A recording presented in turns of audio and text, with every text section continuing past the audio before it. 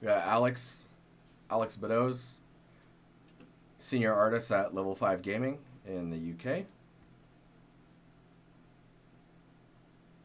Let's take a gander. This portfolio is actually massive with the amount of content in it right now. And probably could do with a lot of trimming, actually. Just because, there's no reason to have that much stuff in there. If you want to, like, focus it down. I mean, you could have this much stuff, right? Hey, thanks, 4D. Oh, and Loadout, dude, resub for 12 months. Thanks for all the fantastic work you do. Thanks, man. That was 24 minutes ago. I'm sorry, I did not see that. It might be that I'm being blinded by my own sweat. It's freaking hot in here, yo. You have no idea. I think it's 30 degrees in here. In this little closet that we call home.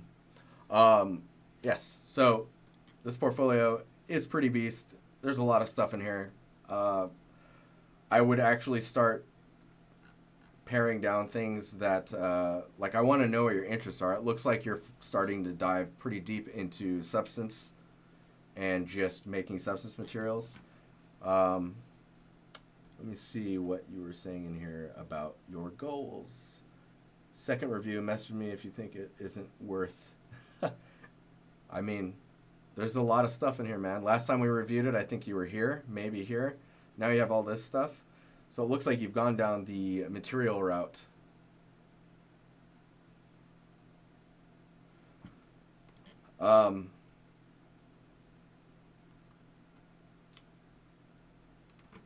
So your quality is quite high.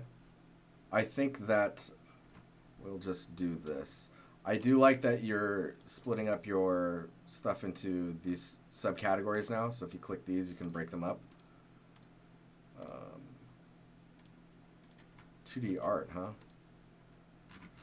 So these are just logos. So I would remove these because they detract from, like, what your portfolio is about. Or you make, like, a single logo that just says, like, 2D work. Or, like, 2D design. And then all of these are in one post. So that way you can start paring these down, right? I would also think about starting to do materials in themes or kits. That way they're more... they're locked together in the way that they look, and they're also locked together in that, like, your portfolio scales down. Because right now you have a ton of content. And see, like this one, for example, like you're showing these. They're affiliated with each other, right? Which is why that ends up happening. Why is this? Oh, I see. I remember looking at this. Yes. Yes. But like going into this route, maybe not with the logo on the front of it, but like grouping them together. And then these guys,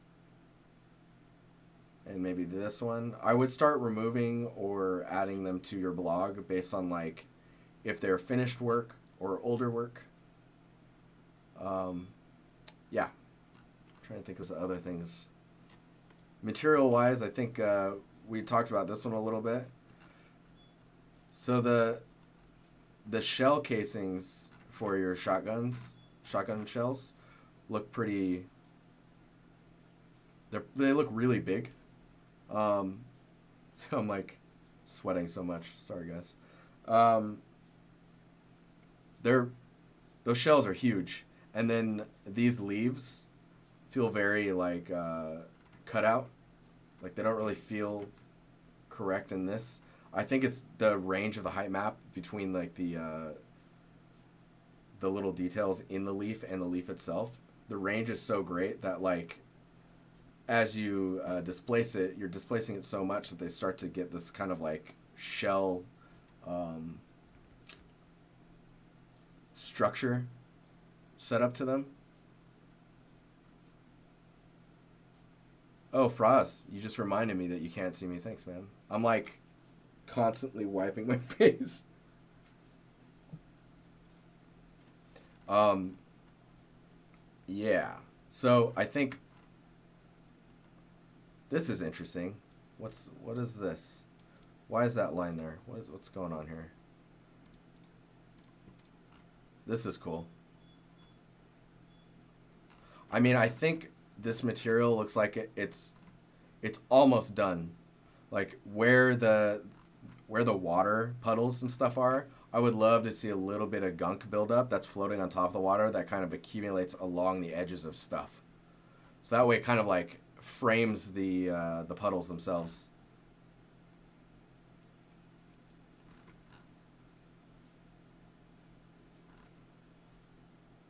And then I would definitely look at your roughness, because right now everything's very samey, roughness wise.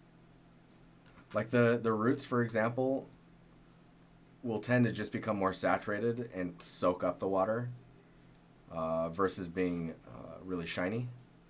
So I think the roughness would still be pretty diffused across the roots, or vines rather. The other thing I would look out for is like where they collide. You can think about them in layers and passes where like where they're colliding, you use a blend that you can actually make them go under or over each other, like it's happening here. It's just happening in a number of areas where you can tell it's colliding.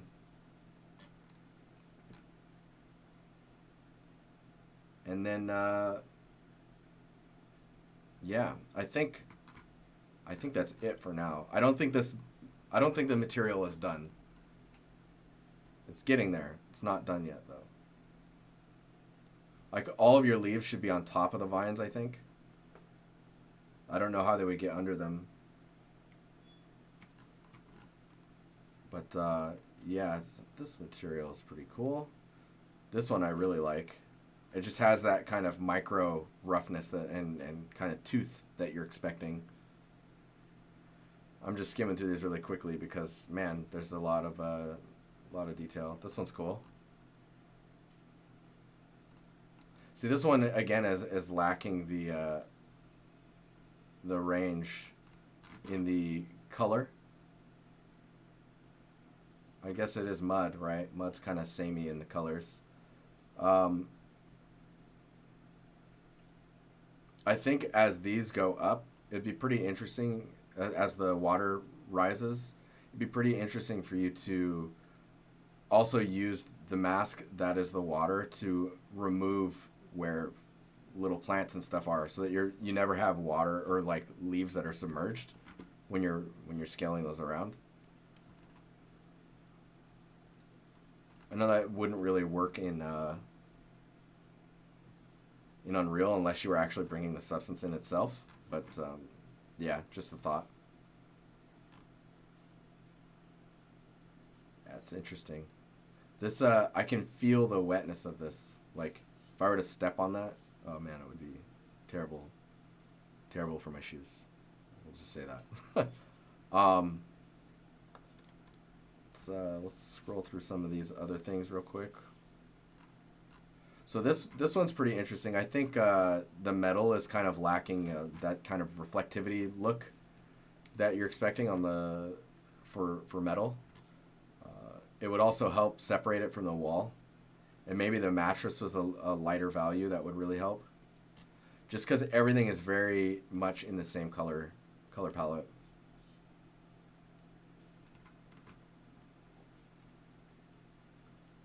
This is nice. I like the look of this. Again, I think this wall material, like, I would make two versions for if you're presenting it like this. I'd make two versions where you can basically, where you don't want the damage, you can vertex paint it away and it blends between the one that doesn't have the damage and the one that does have the damage. That way you're able to control a lot of like where things are happening. And then presenting it in this way, I would definitely get some like drips and stuff, or like contact information, I think is what you would call that, where it's like, oh, this metal touches the wall, so therefore there's going to be stuff under this, right? Like things that build up, and maybe the moisture level in this area is quite high, so you get a little bit of like the metal rust coming off onto the wall a little bit. There's this stuff here that's just strangely reflective. I'm not sure.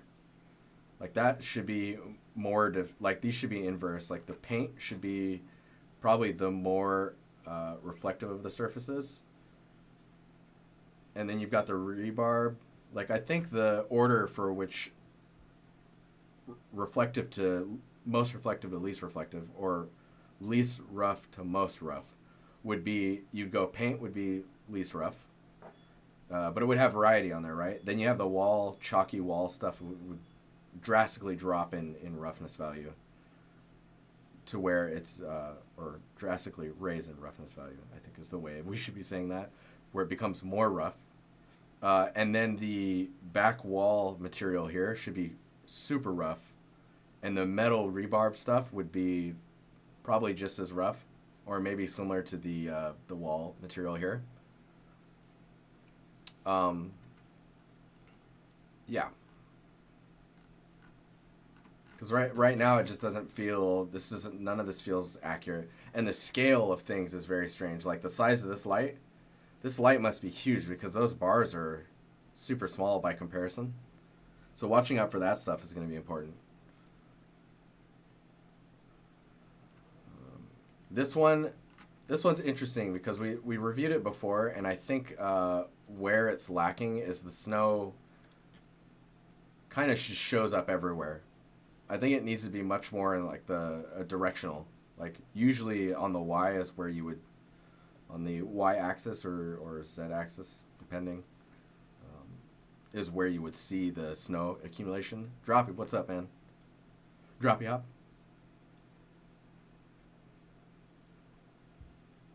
But yeah, this is cool too that you've shown this.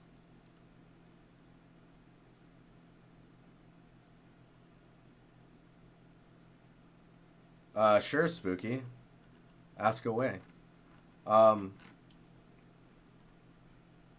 playing D&D. Nice, man. This material is really interesting. Love the way you've lit it.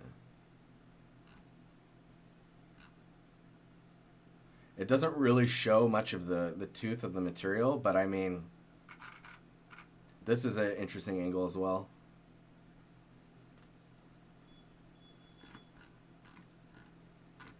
Yeah, cool. So, I guess it's time for us to find out what your direction is, right?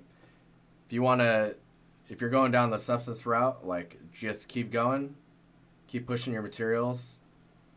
It's really important to start getting the structural information that you're implying on the materials correct. Like this is very, there's like patterns that are here. I'll just copy this and just do this. So like, I don't know if it's happening, but like this shape pattern stuff here, see that? And this one, it looks like it goes into the rest. So like there's just this overlay of detail that's just happening.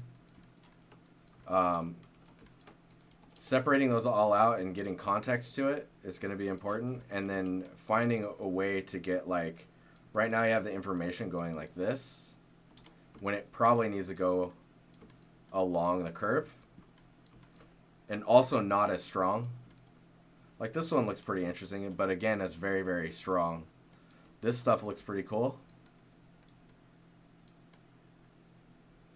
It needs more contact information as well, like where it meets down here. Like I'd expect this wall to be either dirtier down here or like some buildup, some gunk, something.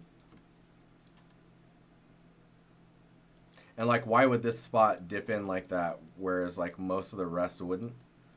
Like maybe this kind of darkening stuff that we're talking about down here would be more along the lines of like kind of throughout all of the wall as you're going further down the wall. So maybe to that frequency.